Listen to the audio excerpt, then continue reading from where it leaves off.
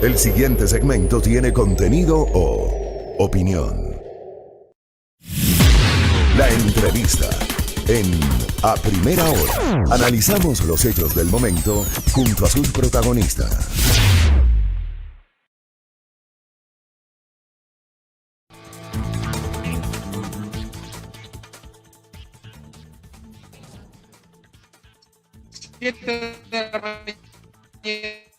Con 25 minutos, seguimos.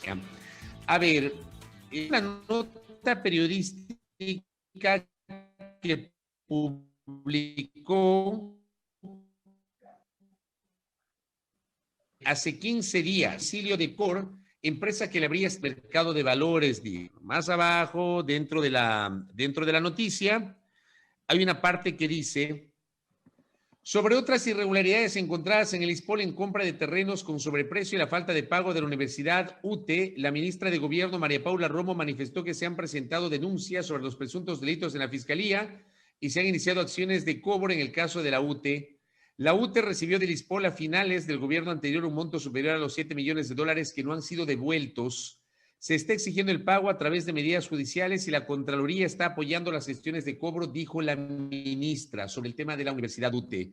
Hablemos con su rector, hablemos con el doctor Ricardo Hidalgo, que tiene la gentileza de atendernos en esta mañana, el rector de la Universidad UTE. ¿Cómo le va? Bienvenido, doctor. Muy bien, muchas gracias, estimado Fabricio. Un cordial saludo a quienes nos siguen. Bueno, a ver, explíquenos qué tiene que ver la UTE con las inversiones del ISPOL y si tiene asidero o no este anuncio, esta revelación de la ministra de Gobierno. Bueno, la revelación de la señora ministra de Gobierno tiene algunas imprecisiones, como voy a demostrar inmediatamente. Fue en julio del 2017 cuando la UTE constituyó un fideicomiso mediante escritura pública, aportando los fondos provenientes de matrículas y aranceles de sus estudiantes para que una compañía fiduciaria los administre. El ISPOL propuso a la UTE la compra de sus derechos fiduciarios con pacto de retroventa. El primer desembolso de dinero a favor de la UTE fue el 21 de julio del 2017 y el último en abril del 2018, entregando alrededor de $8.800.000. Ahora bien, por mutuo acuerdo de las partes, se estableció que el precio de la recompra se haga a plazos y con intereses a favor del ISPOL al 8.5% anual. Esto convenía a las dos instituciones. Al ISPOL, porque en lugar de tener el dinero ocioso en el Banco Central, estaba ganando intereses. Y a la UTE, que venía teniendo una cartera de obligaciones adquiridas por operaciones de microfactoring a un interés muy alto, nos facilitaba sobremanera.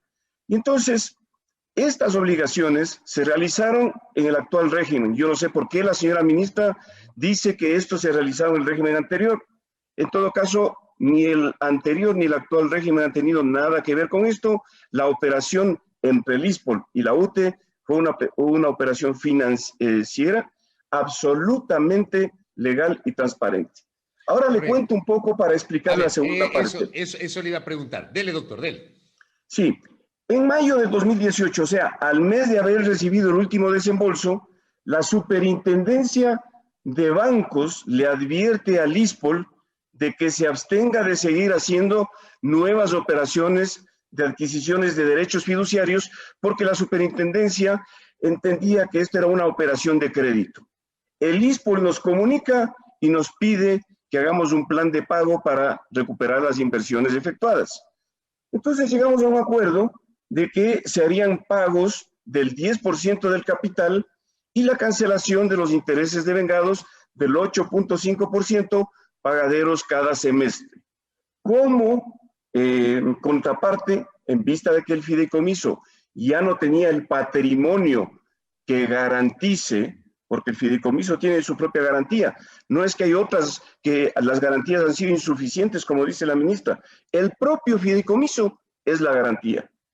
¿Qué es lo que se hizo? Se firmaron pagarés a la orden, que también son títulos ejecutivos y que son la garantía. Paradójicamente la UTE tenía, hablando de garantías, doble garantía, Fabricio. Los fondos del fideicomiso y los pagarés que se firmaron. Y la tercera falsedad es que la UTE no ha pagado ni un centavo. Nosotros tenemos pagados hasta antes de abril de este año, que ya no pudimos cumplir por la pandemia, más de 3 millones de dólares. 3.273.000 dólares. 2 millones, que es el aporte al capital, y 1.300.000 y pico de intereses. Por lo tanto, no es que se realizó en el gobierno anterior, no es que no han existido las garantías del caso y no es que no se ha pagado un centavo. Ahora, en abril del 2020, por la iliquidez debido a la pandemia, la universidad no pudo pagar los dividendos. Pero, ojo, esta circunstancia fue un tema de fuerza mayor. Y de acuerdo con la normativa vigente y la ley humanitaria, nosotros teníamos que sentarnos a discutir con nuestro acreedor para negociar la nueva forma de pago. Eso lo hice el 3 de agosto. Y desde el 3 de agosto hemos enviado 3 comunicaciones al ISPOL, dando varias posibilidades para cumplir y honrar la deuda que tenemos. La UTE nunca ha negado que tiene una deuda con el ISPOL. Y la deuda sigue, la deuda se mantiene. La deuda se mantiene, es una deuda de alrededor de 6.700.000 dólares. Lo que llama la atención aquí es que, a pesar de haber estado en conversaciones con el directorio del ISPOL, con el doctor Villarroel, con el financiero, con el departamento legal, el día 25 de agosto nos comunican que hay un juicio ejecutivo civil para cobrar la totalidad de la deuda. Incluso ¿Pero ustedes aquí, tenían conocimiento de ese juicio ejecutivo o se enteraron en ese momento? nos enteramos que el 25 de agosto fue planteado un juicio ejecutivo. Y ojo, esto se va violando las estipulaciones contractuales de los documentos firmados. Estos documentos nos obligan a agotar procedimientos de solución directa entre las partes.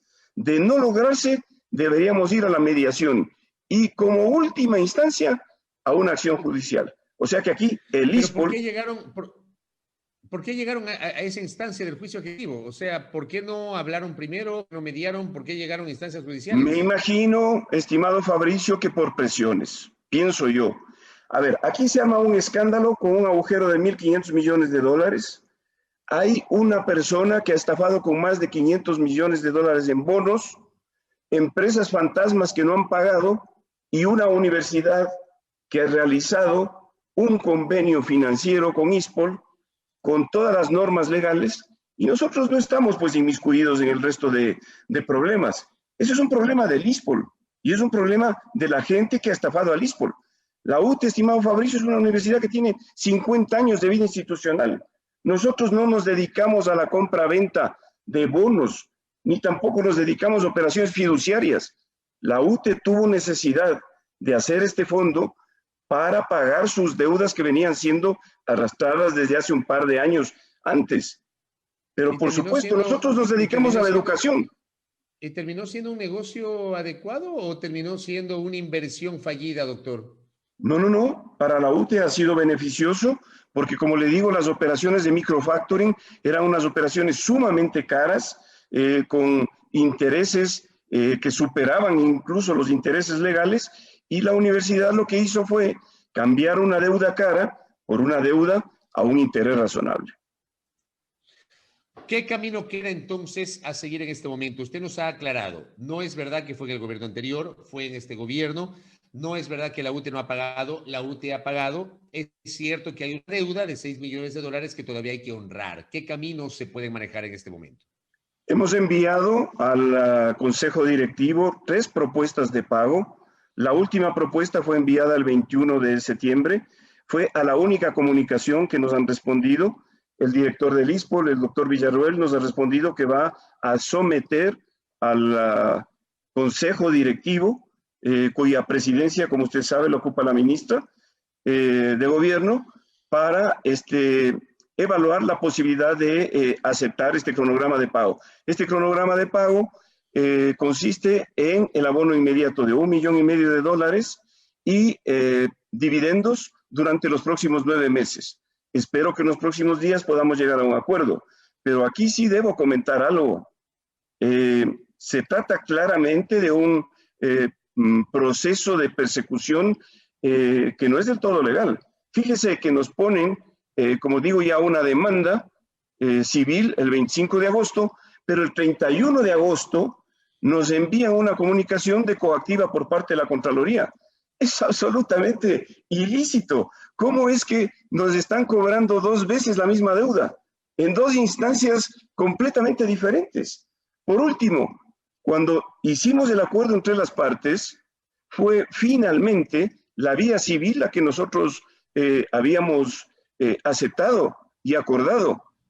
¿Qué viene a hacer la Contraloría aquí cuando ya existe una demanda ejecutiva? Usted habla de proceso de persecución. ¿Por qué lo dice? Bueno, no sé de qué otra manera catalogarlo. Se nos incluye... ¿Por qué afirma que es una persecución? Pues mire, hay varias coincidencias, ¿no? Se hacen afirmaciones de que fue en el gobierno anterior. Esto es para politizar el tema. Le demuestro que no es así. Se dice que no hemos pagado un centavo cuando hemos pagado más de $3 millones. Se dice que no han habido las garantías suficientes cuando no ha habido doble tipo de garantía. Hemos estado conversando con el ISPOL. Parece que el ISPOL no ha tenido comunicación con el Ministerio de Gobierno y no se le ha informado. Nosotros el 3 de agosto pedimos la reunión al ISPOL para pagar, para llegar a un acuerdo.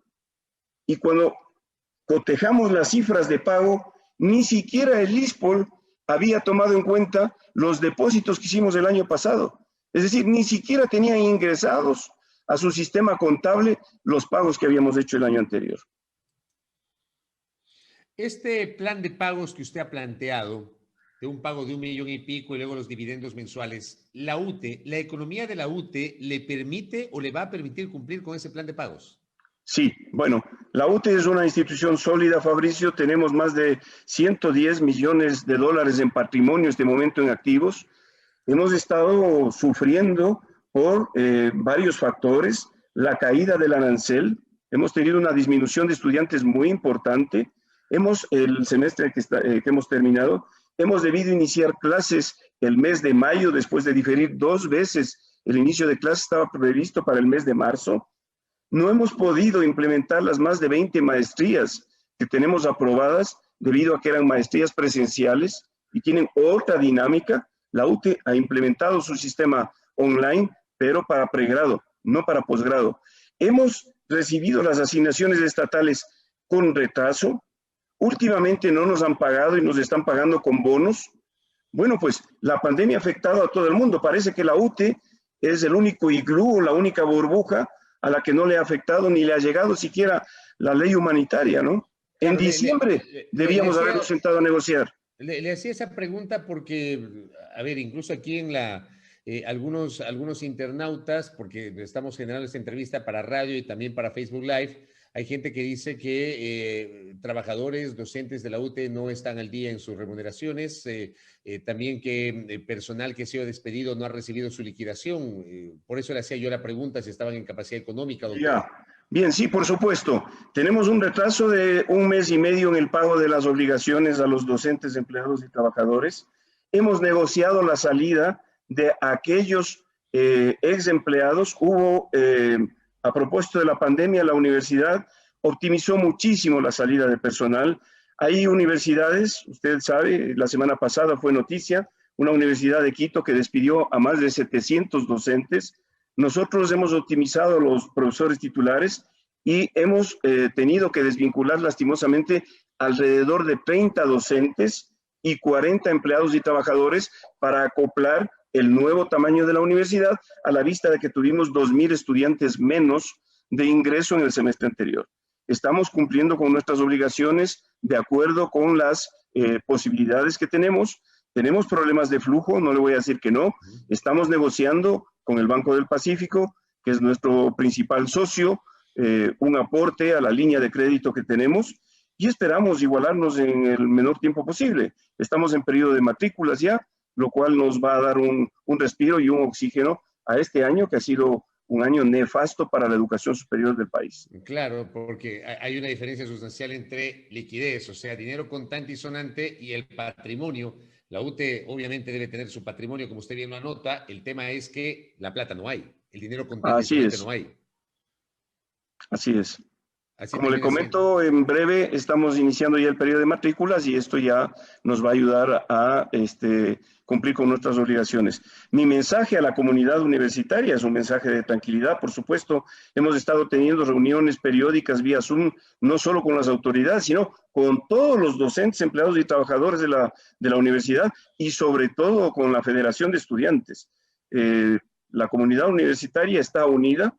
Hemos estado pasando por un problema complejo, pero tenemos todo el ánimo para seguir trabajando por una institución que tiene ya 5 décadas, que ha graduado a más de 50,000 estudiantes y, por supuesto, a los padres de familia les garantizamos que el periodo académico está próximo a iniciarse y solo estamos esperando instrucciones de las autoridades de control para reiniciar las actividades prácticas en el menor tiempo posible.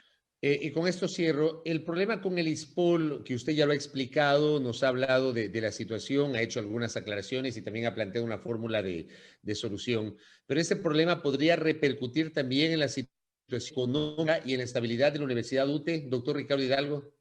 Bueno, estimado Fabricio, como le he aclarado, esta operación financiera fue efectuada de una manera absolutamente transparente. Hay una escritura pública en la notaría 32.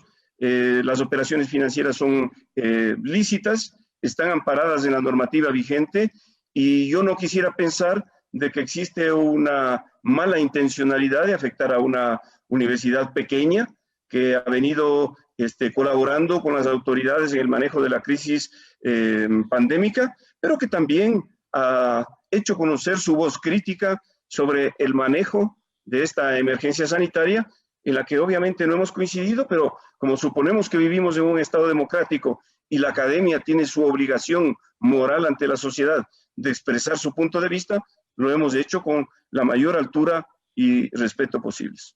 Correcto. Doctor, le agradezco por el tiempo y estamos expectantes de la evolución de este tema. Que tenga usted un buen día.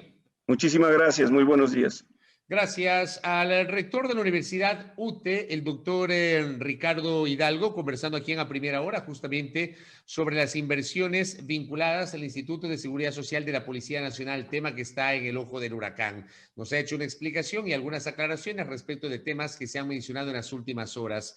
Entiendo que el día de hoy también va a haber un pronunciamiento público por parte de las autoridades de la Universidad UTE en torno a este tema. Gracias a nuestro invitado, 7 de la mañana, 43 minutos en A Primera Hora.